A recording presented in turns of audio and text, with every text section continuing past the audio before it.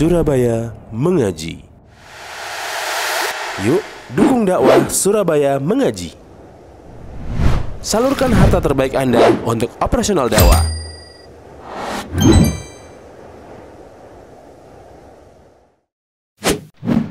SM Store, amanah dalam muamalah. Assalamualaikum warahmatullahi wabarakatuh. Alhamdulillahi wa kafa, wassalatu wassalamu ala mustafa wa ala alihi wa sahbihi ajma'in, amma ba'd. Baik, kita lanjutkan yang tersisa dari kitab Ushul Sunnah karya Imam Ahmad rahimahullahu ta'ala rahmatan wasi'ah. Terkait masalah khawarij tadi ada dua, khawarij yang mengkafirkan dan yang tidak mengkafirkan. Paham ya? Yang tidak mengkafirkan namanya bughat. Itu tidak masuk kategori khawarij yang dimaksudkan dalam hadis Nabi alaihi salatu wassalam, syarru qatla tahta adimis sama. Jadi seburuk-buruk manusia yang terbunuh adalah orang-orang khawarij. Maksudnya adalah khawarij yang versi yang mengkafirkan pemerintah kaum muslimin atau mengkafirkan kaum muslimin gara-gara dosa besar. Sama sini paham? Adapun yang tidak mengkafirkan dan dia melawan penguasa kaum muslimin, berbuat makar, memberontak, melawan, namanya bughat. Namanya apa? Bughat. Dan sah bagi penguasa memerangi mereka sesuai dengan pelanggaran yang mereka lakukan. Kalau mereka angkat senjata, maka penguasa juga memberantasnya dengan angkat senjata. Kalau mereka berdemo, maka juga cara menghadapinya dengan cara apa? Dengan pasukan anti demonstrasi dan yang seterusnya. Kalau ada yang ngompor-ngompori di media sosial dan seterusnya, maka ditangkap dan dimasukkan ke dalam penjara atau hukuman-hukuman yang membuat jera yang lainnya. Jelas sampai sini? Tidak sampai pada arah pembunuhan dan yang lain sebagainya. Adapun yang mengkafirkan kaum muslimin, mengkafirkan penguasa kaum muslimin, ini ada dua jenis, ada dua kelompok, ada dua kategori. Yang pertama yang berfatwa dan dia tidak angkat senjata, namanya Al-Qa'diyah atau Al-Qa'dah. Namanya Al-Qa'diyah atau Al-Qa'dah. Mereka yang berfatwa mengkafirkan kaum muslimin, tapi mereka tidak membunuh kaum muslimin. Itu mereka khawarij. Mereka apa? Khawarij. Ini bisa ditangkap dan dijatuhi hukuman mati juga oleh penguasa kaum muslimin. Ditangkap dan diadili. Paham ya? Ini khawarij yang tidak angkat senjata. Secara akidah ini. Secara akidah. Yang kedua yang mengkafirkan plus dia angkat senjata. Mengkafirkan plus angkat senjata. Maka ini ada dua kelompok. Ada yang punya base camp dan ada yang tidak punya base camp. Nanti Ana jelaskan insyaallah. Jadi yang pertama tadi apa? Al-Qa'dah yang berfatwa mengkafirkan tapi tidak angkat senjata. Namanya Al-Qa'diyah. Yaitu ngompor-ngompori manusia untuk mengkafirkan penguasa kaum muslimin.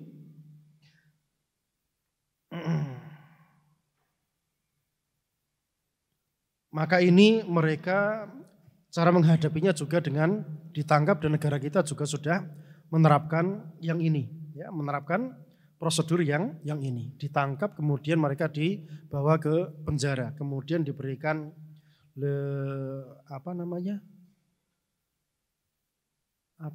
di penjara dikasih ceramah-ceramah, itu namanya apa itu? Pembinaan ya. Pembinaan, dan alhamdulillah banyak yang bertobat juga dan banyak dari ulama Ahlussunnah berperan dalam masalah ini. Yang angkat senjata namanya kelompok muharibah. Kelompok apa? Muharibah ini yang angkat senjata. Mereka ada dua kelompok yang mereka punya base camp, punya bendera, punya nama jelas ya. kayak ISIS, terus apa lagi yang semisal itu Al-Qaeda dan yang semisalnya, mereka mengkafirkan kaum muslimin, mengkafirkan penguasa kaum muslimin. Nah, yang jenis ini maka seperti kejadian pada zaman Ali, dikirim utusan ya, penguasa ngirim utusan mendebat mereka. Jika mereka tidak mau bertobat kembali kepada ajaran Ahlus Sunnah wal Jamaah, maka mereka diperangi, dibabat habis. Maka di sini berlaku syarrul qatla tahta adimis sama. Paham ya? Syarrul qatla tahta adimis sama, seburuk-buruk manusia terbunuh di bawah apa? Di bawah kolong langit, yaitu mereka. Berlaku hadis ini. Kemudian yang kedua adalah yang tidak punya base camp, alias mereka terpencar-pencar. Tapi mereka bawa senjata. Ada atau tidak? Bawa senjata, tapi mereka terpencar-pencar, tidak punya base camp khusus. Maka ini tidak bisa untuk diajak debat. Nanti ada yang ngajak debat langsung disikat sama dia. Karena dia mainnya apa? Mainnya sembunyi-sembunyi. Maka ini perannya ulil amri mendeteksi keberadaan mereka, kemudian apa? Langsung didor biasanya. Dan itu juga di negeri kita juga berlaku seperti itu dan banyak kejadian. Baik, itu terkait dengan masalah orang-orang Khawarij, Baik, jadi tadi yang angkat senjata ada dua ya, ada yang punya base camp, ada yang tidak punya base camp. Yang tidak punya base camp ini mereka tidak diperangi, tidak diajak diskusi ya, tidak diajak diskusi tapi langsung ditangkap. Nah, ketika sudah ditangkap itu penguasa kaum muslimin ada 4 pilihan. Surat Al-Maidah ayat 33. Surat Al-Maidah ayat 33. Wa yas'auna fil ardi fasada an yuqattalu aw yusallabu aw tuqatta aydihim wa arjuluhum min khilaf aw yunfau minal ardi. Jadi penguasa kaum muslimin ada 4 pilihan. Yang pertama membunuh mereka, yang kedua menyalib mereka, yang ketiga potong tangan mereka secara silang ya, kanan kaki kiri ya. Jadi kalau tangan kanan dipotong, maka kaki kiri dipotong. Kalau yang dipotong tangan kiri, maka kaki kanan yang dipotong. Atau yang terakhir yunfau minal ard, atau mereka dibuang ke tempat yang jauh. Ini berdasarkan ijtihad penguasa kaum muslimin. Bagi kelompok-kelompok terorisme yang mereka berada di tempat yang tersembunyi atau terpencar-pencar. Dan mereka ada senjata. Ada apa? Ada senjata. Ini berbahaya. Ini yang berbahaya. Kemudian masalah berikutnya, wala yahilu qitalus sultan, tidak halal memerangi penguasa kaum muslimin. Walal khuruj alaihi, tidak halal untuk memberontak atau keluar dari ketaatan. Li ahadin minan nas, kepada siapapun, faman fa'ala dzalika, siapa yang melakukan itu fahuwa mubtadi', maka dia adalah mubtadi' ahli bid'ah. Ala ghairi sunnah wa tariq, tidak di atas sunnahnya Rasul sallallahu alaihi wasallam. Kemudian masalah berikutnya, wa qitalul lusus wal khawarij jaizun, dan perang melawan pencuri dan khawarij itu diperbolehkan. Maksudnya di sini begal. Paham ya? Jadi yang nyegat di tengah jalan, kemudian adu jotos satu persatu, head to head, kemudian salah satunya mati, misalnya dia terbunuh, ini jaizun. Paham ya? Jadi kalau eksekusi terpidana dan seterusnya, ranahnya siapa? Penguasa kaum muslimin. Tapi dalam kondisi dibegal, ada penjahat, pencuri, hadap-hadapan head to head, kemudian pukul-pukulan, kemudian salah satunya mati. Paham ya? Ini diperbolehkan. Sah secara syar'i. Paham Pak sampai sini? Ini diperbolehkan. Idza aradu lirrajul, jika dia nyegat seseorang, fi nafsihi wa malihi, pengen bunuh dia, wa malihi, atau pengen ngerampas duitnya, hartanya, falahu an yuqatil, boleh bagi dia melawan, an nafsihi wa malihi, mempertahankan jiwanya, nyawanya dan hartanya. Wa yadfa'anha bikulli ma yaqdir, dia mempertahankan diri dengan segala kemampuan. Wa laysa lahu idza qafaraquhu aw tarakuhu an yatlubahum, dan yang tadi dicegat tadi, jika begalnya atau yang nyegat tadi kabur, maka di sini enggak boleh untuk ngejar mereka. Paham ya? Berhenti ya. Karena sipil. Yang boleh ngejar siapa? Penguasa. Penguasa yang boleh ngejar. Tapi sipil boleh membantu penguasa untuk memberitahukan di mana lokasi mereka atau tempat persembunyian mereka. Dalam rangka apa? Ta'awun 'alal birri wat taqwa. Ini diperbolehkan. Ini diperbolehkan. Wala yatba' atharahum, enggak boleh mengikuti jejak mereka. Laisa li ahadin illal imam aw wulatil muslimin. Enggak boleh seorang pun kecuali imam atau penguasa kaum muslimin. Innama lahu an yadfa'an nafsihi fi maqamihi dzalika. Dia cuma boleh mempertahankan diri di tempat ketika dia dicegat tadi. Cuma di situ tok. Paham ya? Jadi sampai terjadi pembunuhan, sampai terjadi apa yang terjadi pada pelaku kejahatan, cuma di tempatnya tok. Cuma di tempat. Jadi misalnya pencuri ketangkep, paham? Ini berarti di tempat atau tidak?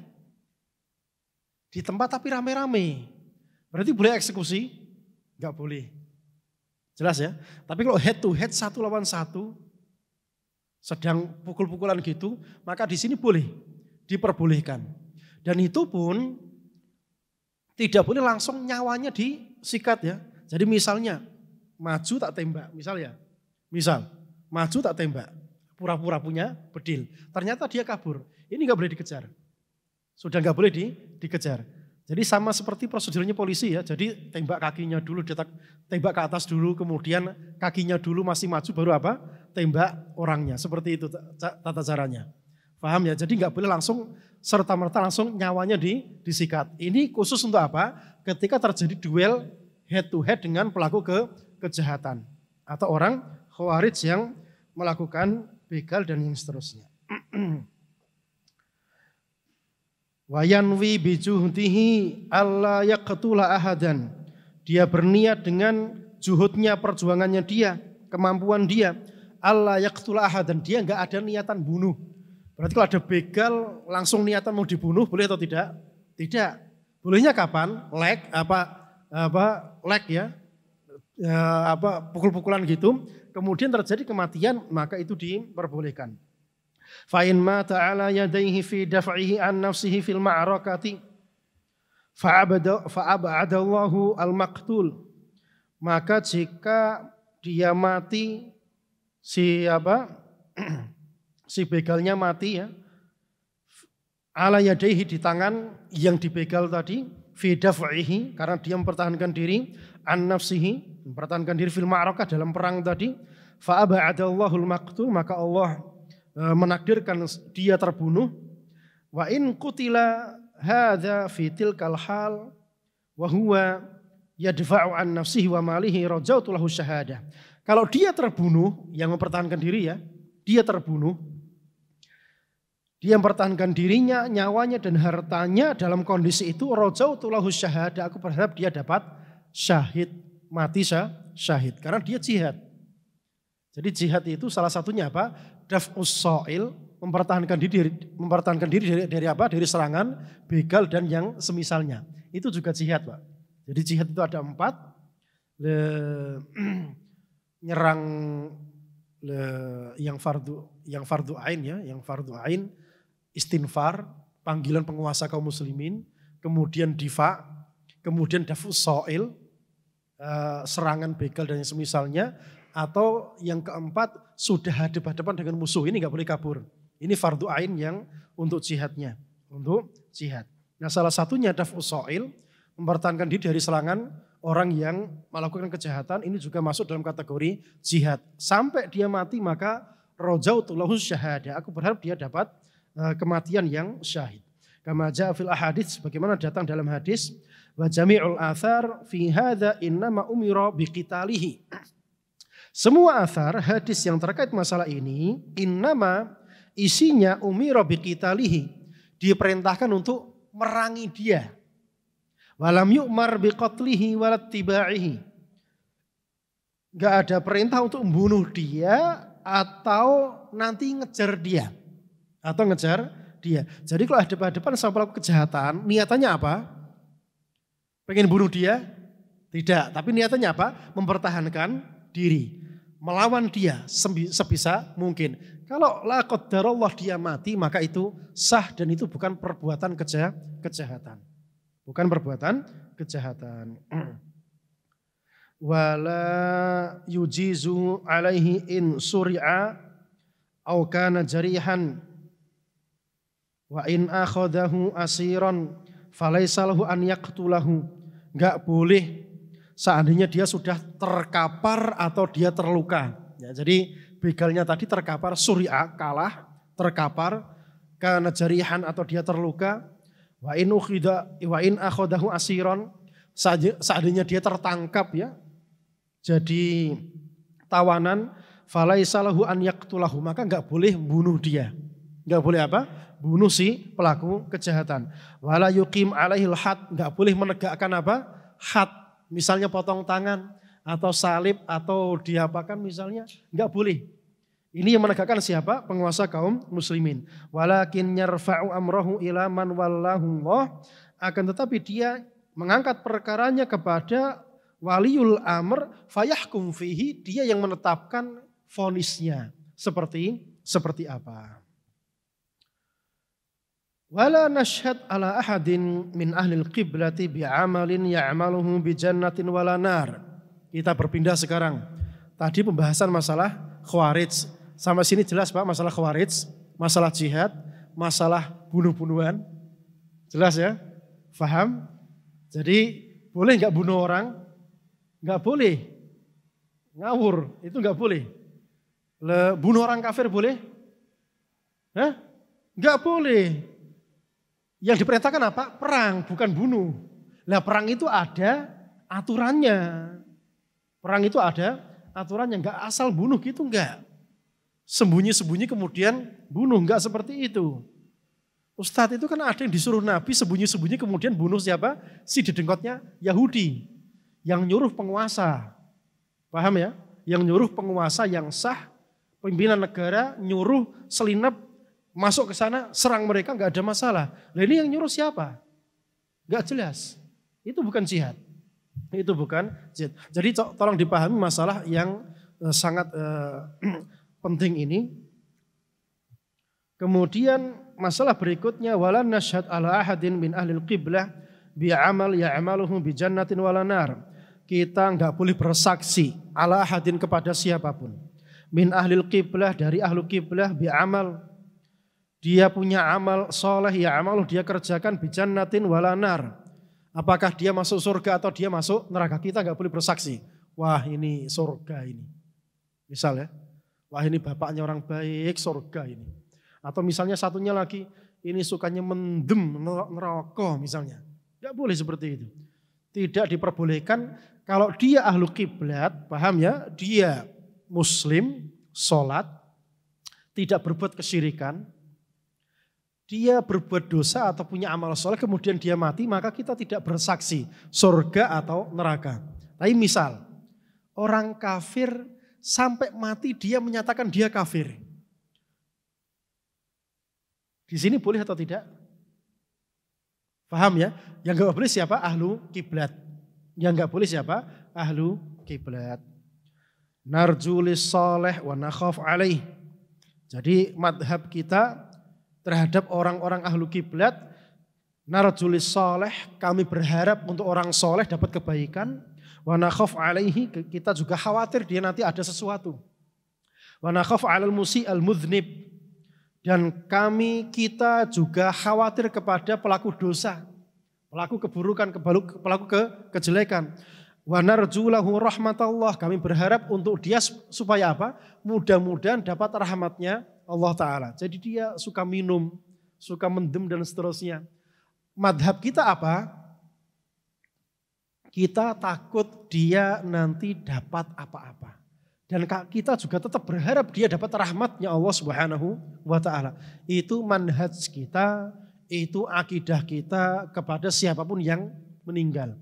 Berarti menyatakan si orang soleh ini di surga boleh atau tidak? Saya kemarin mimpi dia manggil dari surga. Boleh atau tidak? Enggak boleh. Enggak boleh seperti itu. Karena yang dipastikan masuk surga siapa? Para rasul, para nabi dan para sahabat. Ini mereka pasti masuk ke dalam surga. Nasnya jelas. Radhiyallahu anhum wa radu anhu. Adapun yang setelahnya ini enggak ada nasnya. Wahyu terputus. Terputus. Sehingga tidak ada yang tahu siapa yang masuk surga dan siapa yang masuk ke dalam neraka. Ketika Nabi mampir lewat 2 kuburan, innahuma la yu'adzaban. Ini sedang disiksa. Tahu kan? Dengan wahyu. Dia tahu. Tapi sekarang dengan apa? Wahyu terputus. Kalau ada orang ngaku-ngaku dia lihat yang gaib, maka dia dajjal, dia kadzab, dia pendusta. Tidak ada yang tahu hal yang gaib. Wa man laqiyallaha bidzanbin tajibu lahum bihin nar. Siapa yang dia laqiyallah mati berjumpa Allah Ta'ala bidzanbin dengan sebuah dosa, tajibu lahum bihin nar. Dosa itu mewajibkan dia masuk ke dalam neraka, taiban ghairu musirrin alaih. Dia bertaubat ghairu musir, tidak melanjutkan alaihi dosanya tersebut. Fa innallaha yatubu alaih. Allah pasti akan mengampuni dia. Wa yaqbal taubata an ibadih.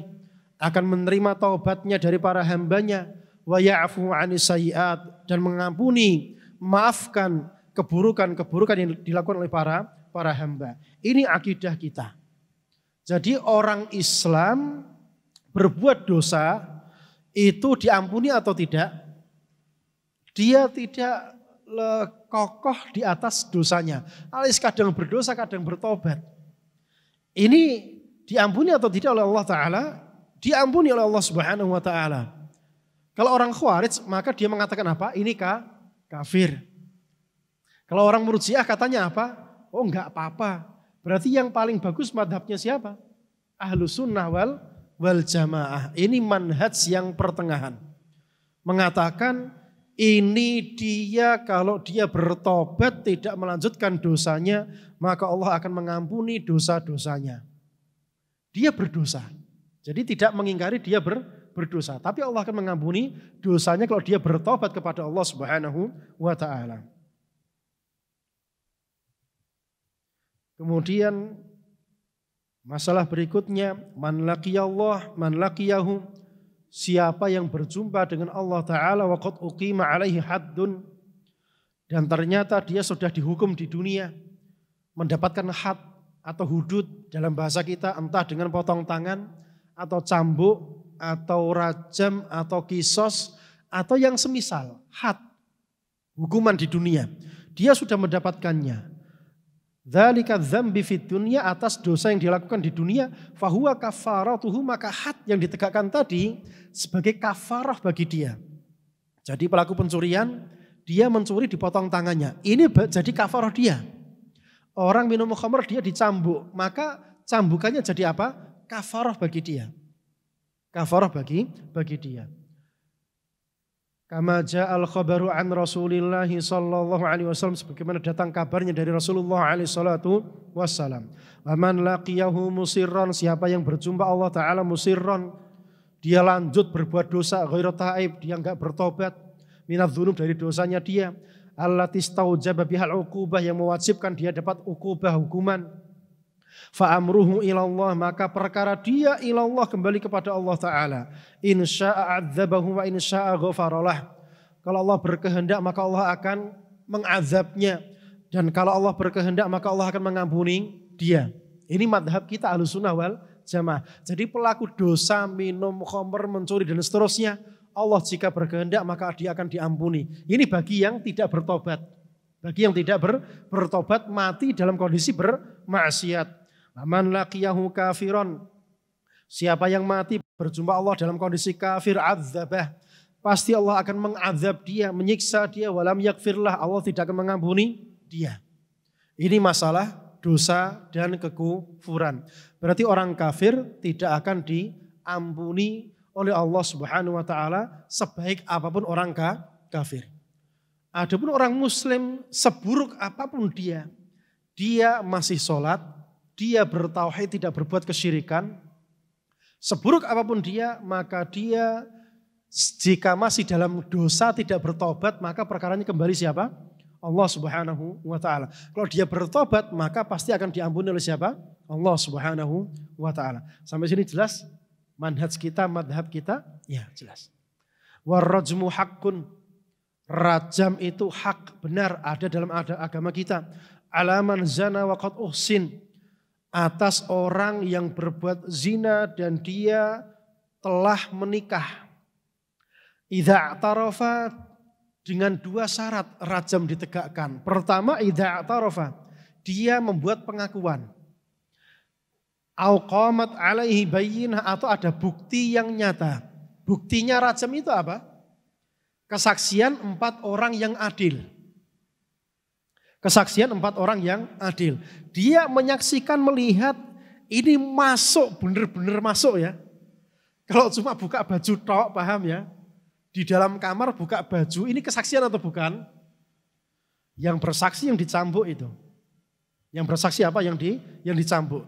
Syaratnya persaksian diterima jika benar-benar masuk ya. Jika benar-benar masuk, dia melihatnya 4 orang. Ana tanya antum. Dengan syarat seperti ini, kira-kira ada yang dirajam atau tidak? Mungkin atau tidak? Mungkin atau tidak ada yang dirajam gitu? Susah. Baru gedor pintunya brak gitu. Jadi kayak mustahil, lewat apa? Kesaksian. Makanya antum pernah dengar kejadian rajam di Saudi gitu? Pernah dengar? Enggak. Kalau ada orang-orang tenaga kerja gitu ya, ngaku, saya ini telah berbuat gitu, suka sama suka. Dia kira sama seperti negara kita ya. Kalau suka sama suka aman gitu. Di sana malah pengakuan itu bisa dirajam. Hakimnya bilang apa sama mahasiswa yang menerjemahkan? Tolong kasih tahu dia. Suruh narik ucapannya itu. Paham ya? Suruh narik ucapannya. Nah, dengan prosedur seperti ini, kira-kira ada yang dirajam atau tidak? Mustahil kayaknya. Kalau dia tahu bakal dirajam, dia akan tarik ucapannya atau tidak? Ditarik itu. Oh enggak jadi. Enggak jadi. Bukan suka sama suka. Itu ada alasan yang lain gitu loh. Akhirnya apa? Enggak ada kejadian rajam di sana, enggak ada.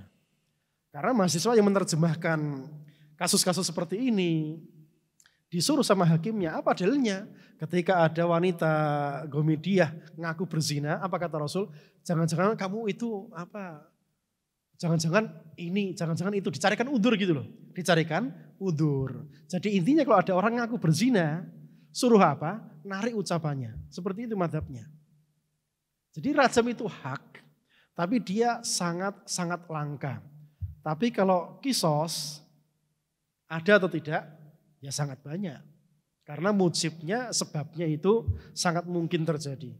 Sangat mungkin terjadi. Tapi kalau rajam, anak kira di muka bumi manapun kayaknya susah untuk didapati. Karena prosedurnya yang seperti itu. Kok seperti itu Ustadz? Ya karena sosial kita itu sosial yang terjaga dari suara-suara selentingan yang isinya apa? Isinya perkara-perkara yang memalukan seperti ini, fahisyah. Karena kalau ini tersebar di tengah-tengah mujtama' kaum muslimin, yang terjadi apa? Akan terjadi perzinaan nanti. Tersebar perzinaan di tengah-tengah kaum muslim. Makanya dijaga jangan sampai aib seperti ini tersebar di tengah-tengah kaum muslimin, dijaga. Jadi jangan sampai membicarakan masalah kayak gini, apalagi di medsos. Itu mbak itu sudah menikah berapa kali. Nah, itu masalah seperti ini jangan diobral seperti ini, bahaya. Ini terlarang. Masalah seperti ini terlarang dibahas di tempat umum. Baik, kita lanjutkan. Waman waqad rajama Rasulullah sallallahu alaihi wasallam waqad rajamatil a'immatur rasyidun. Rasul alaihi salatu wasallam pernah menegakkan rajam dan para khulafa ar-rasyidin juga pernah menegakkan rajam kepada pelakunya. Tapi masalah rajam selesai, kita pindah masalah berikutnya. Wa man intaqasa ahadan min ashabi Rasulillah sallallahu alaihi wasallam. Dan siapa yang merusak kehormatan seorang pun dari kalangan sahabat Rasulullah SAW, au abghadahu, atau dia membencinya, li hadatsin, karena adanya kejadian, kana minhu, baik itu darinya, au dzakara masawi'ahu, atau menyebutkan keburukan sahabat, ya. Sahabat ini kayak gini. Kana mubtadi'an, dia mubtadi'. Jadi tadi sudah kita ulas, ya. Di pembahasan yang pertama tadi, enggak boleh ada dongkol, kebencian atau perasaan negatif sedikit pun dalam dada kita kepada para sahabat. Jika itu ada, maka berarti apa? Ini bukan ahlus sunnah. Ahlus sunnah itu ridho kepada yang Allah telah ridho kepada mereka. Hatta yatarahham alaihim, sampai dia mau mengucapkan rahmat kepada mereka jami'an semuanya. Wa yakunu qalbuhu lahum salima, hatinya bersih, enggak ada kedongkolan, kebencian sedikit pun pada para sahabat. Jadi misalnya disebutkan Muawiyah, masih ada sesuatu dalam diri kita tentang masalah Muawiyah misalnya, gara-gara perang Siffin. Ini kan masih banyak kan orang-orang yang masih enggak terima dengan Muawiyah, kemudian sahabat Amr bin As ketika perang Siffin. Masih ada yang enggak terima? Banyak. Ini enggak boleh seperti itu. Harus salim, bersih dari perasaan-perasaan kebencian seperti ini. Wan nifaqu huwal kufru. Masalah berikutnya, dan kemunafikan itu adalah perbuatan kekufuran. An yakfura billah, dia kufur kepada Allah Subhanahu wa taala. Wa ya'budu ghairahu, dan dia menyembah yang selainnya. Wa yudhiral Islam fil alaniyah, dia menampakkan keislaman di tengah-tengah manusia, di hadapan para manusia. Mislal munafiqina alladzina kanu ala ahdi Rasulillah sallallahu alaihi wasallam. Seperti kemunafikan orang-orang munafik pada zaman Rasulullah alaihi salatu wassalam. Baik. Orang munafik itu ada dua jenis. Yang pertama munafik karena akidah keyakinan. Yang kedua munafik karena perbuatannya dia. Kalau munafiknya gara-gara keyakinan maka dia kafir. Paham ya? Tapi kalau munafiknya gara-gara perbuatan, dusta. Jika berjanji menyelisihi janji, maka ini tidak kafir pelakunya alias dosa besar. Alias dosa besar. Nah, munafik yang disebutkan dalam Al-Quran mana? Munafik yang akidah. Munafik yang mana? Yang akidah ini yang disebutkan dalam Al-Quran. Ini yang terlarang. Dua-duanya terlarang. Nah, kemunafikan yang kategori akidah ini ada beberapa macam. Yang pertama, antum lihat ya. Jadi munafik yang hakiki, munafik yang dikatakan munafik seperti zamannya Nabi, itu mereka ada beberapa macam. Yang pertama, takdzibur Rasul, dia mendustakan Rasul alaihi salatu wassalam. Jadi dia ngaku Islam, tapi dia mendustakan Rasul alaihi salatu wassalam. Ini munafik yang kafir. Munafik apa yang kafir. Yang kedua, takdzibu ma jaa bihin nabi alaihi salatu wassalam au takdzibu ba'di. Mendustakan apa yang dibawa oleh Nabi Muhammad alaihi salatu wassalam, atau mendustakan sebagian apa yang dibawa oleh Nabi alaihi salatu wassalam. Secara sadar. Dan dia tahu. Ini munafik yang i'tiqadi, yang keyakinan, yang akidah. Mengakibatkan kekufuran. Baik, contoh ya. Bukan contoh, pertanyaan. Kalau mendustakan masalah isbal, paham ya?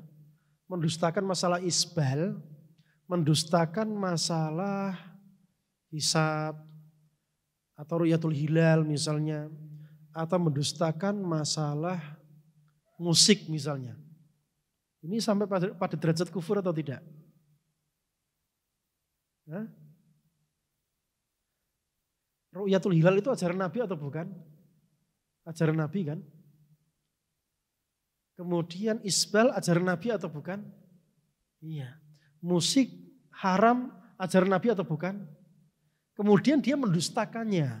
Ini kufur atau tidak? Hati-hati.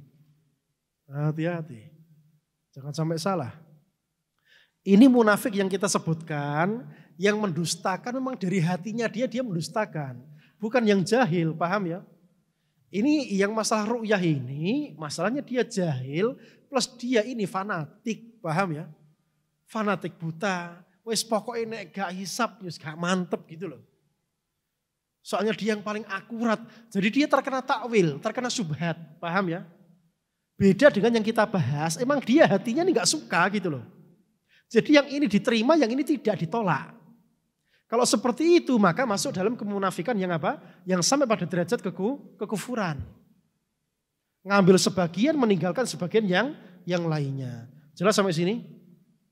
Jadi kalau memang sumbernya syubhat, takwil, dan seterusnya, maka tidak sampai pada derajat apa? Seperti yang disebutkan tadi. Yang ketiga, munafik yang kufur itu adalah membenci Rasul alaihi salatu wassalam, atau membenci ajaran yang dibawa. Loh, ini kan banyak tersebar kan. Membenci ajaran Nabi alaihi salatu wassalam. Enggak bisa disebutkan di sini. Yes, pokoknya membenci apa? Ajaran Nabi.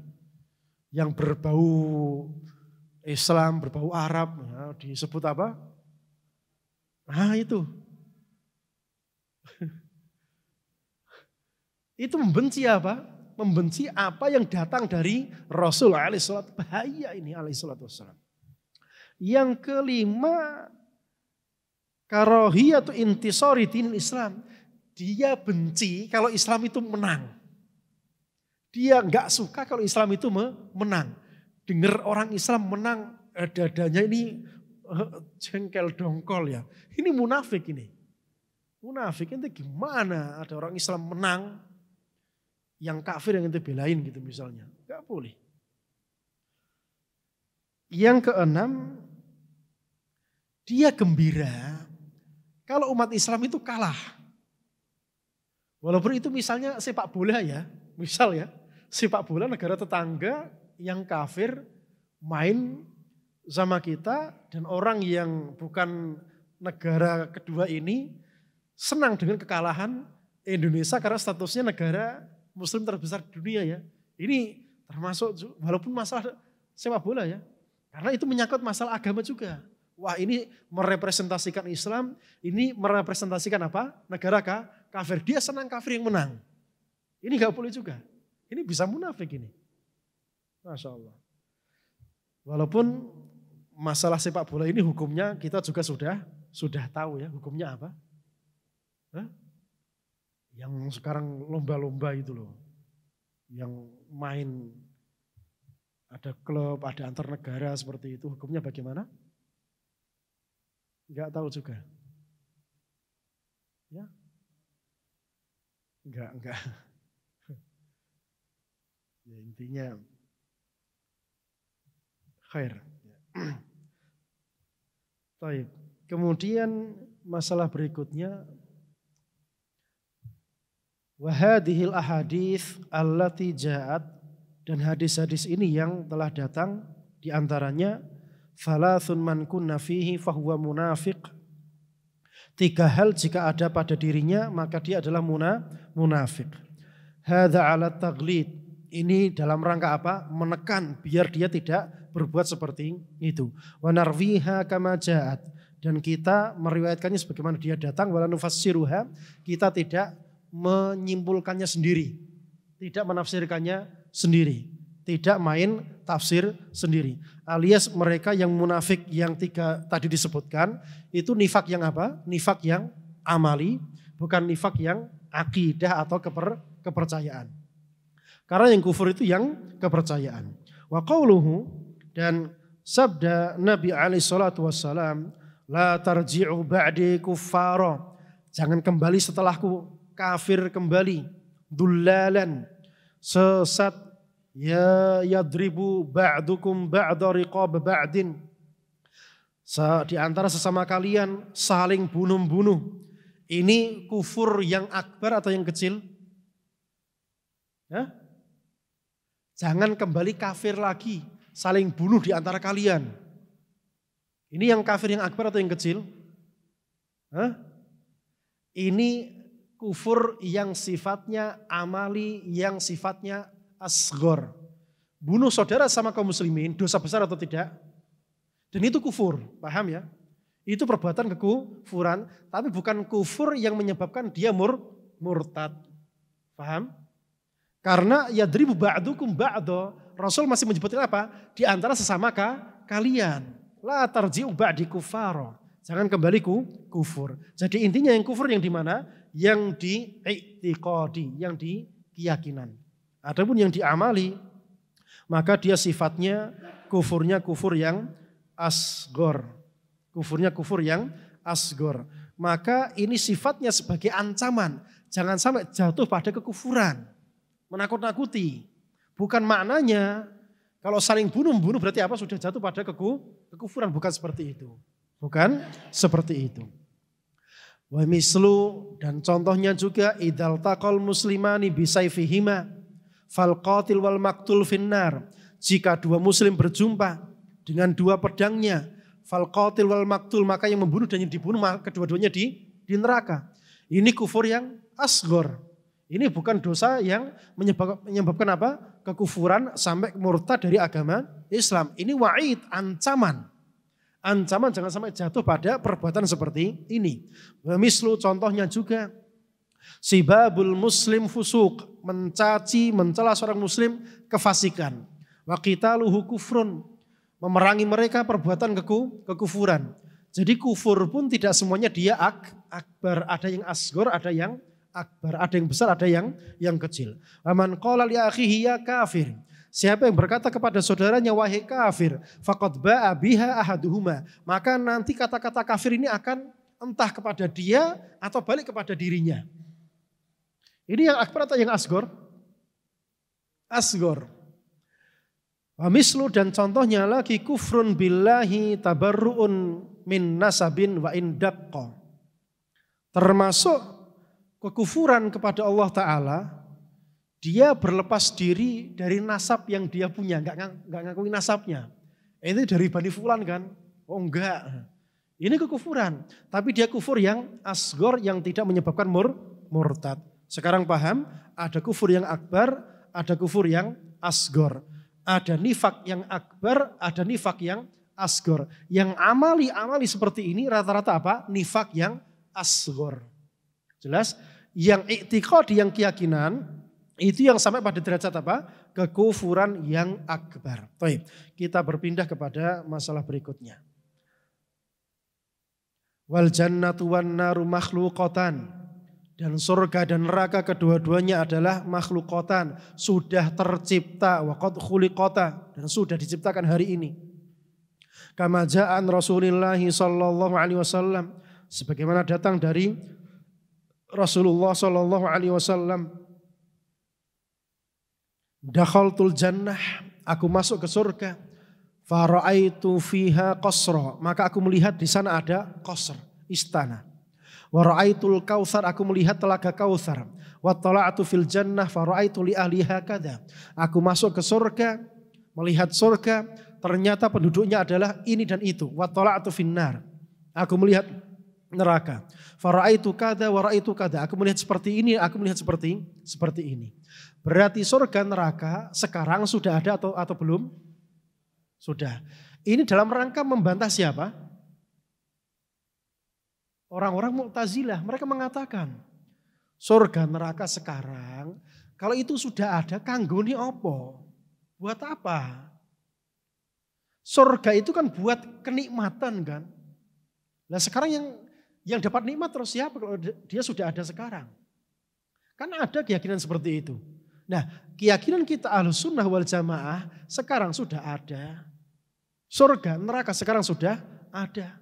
Dan nanti ketika hari kiamat itu nanti dimasukkan penduduknya masing-masing kepada tempatnya masing-masing. Kepada derajatnya masing-masing, kepada darokatnya masing-masing. Faman za'ama annahuma lam yukhlaqa fahuwa mukadzibun bil Quran. Siapa yang dia mengklaim keduanya belum diciptakan, maka dia hakikatnya telah mendustakan Al-Quran. Wa ahadithi Rasulillah sallallahu alaihi wasallam, dan hadis-hadis Nabi alaihi salatu wasallam, wala ahsibuhu yu'minu bil jannati wan nar, dan aku tidak percaya dia beriman kepada surga dan neraka. Jadi berita tentang surga neraka uiddat lil muttaqin, uiddat lil kafirin ada dalam Al-Quran, sudah disiapkan. Lah kok ada orang datang dia mengatakan ini gak masuk akal. Nah berarti akidah kita itu akal atau dalil? Dalil. Makanya sekali-kali kita tidak boleh membangun akidah kita dari akal yang logis. Tetapi dari apa? Dari dalil yang datang dari Quran dan sunnah Nabi SAW. Jika tidak paham dalil ini, tanyakan kepada ulama. Jangan ditafsirkan sendiri. Jangan diotak-atik sendiri, nanti hasilnya akan rancu. Waman mata min ahlil qiblati muwahhidan, yang terakhir. Dan kita tutup daurah kita dengan yang terakhir ini. Dan siapa yang mati dari ahlu kiblat muwahhidan, dia orang yang bertauhid, yusalla alaihi, maka dia disolati. Berarti kalau ada orang ahlu kiblat, dia berbuat syirik, disolati atau tidak? Faham? Dia ngaku muslim, KTP-nya Islam. Dia ngaku sholat, ngaku zakat dan seterusnya. Tapi dia pelaku kesyirikan kental. Disolati atau tidak? Tidak. Tidak disolati. Karena yang disolati siapa? Man mata min ahlil qiblati muwahhidan. Siapa yang mati dari ahlu kiblat, orang Islam, syaratnya apa? Muwahhid. Dia bertauhid, tidak berbuat kesyirikan. Yusalla alaihi, dia disolati. Wa yustaghfarulah, dan dia dimintakan magfirah. Ya Allah ampuni dia, boleh. Wala tutrak as-salatu alaihi lidan bin adznabahu. Gak boleh meninggalkan sholat, mensolati dia gara-gara dia pecandu narkoba misalnya. Jadi dia muslim, sholatnya lancar, dia bertauhid, ternyata dia pecandu narkoba misalnya. Disolati atau tidak? Disolati. Dia sholat, zakat, puasa, haji, dia syirik. Disolati atau tidak? Tidak. Jelas sampai sini ya? Terus syirik itu gambarannya gimana Pak? Contoh. Gambarannya gimana? Anda jelaskan.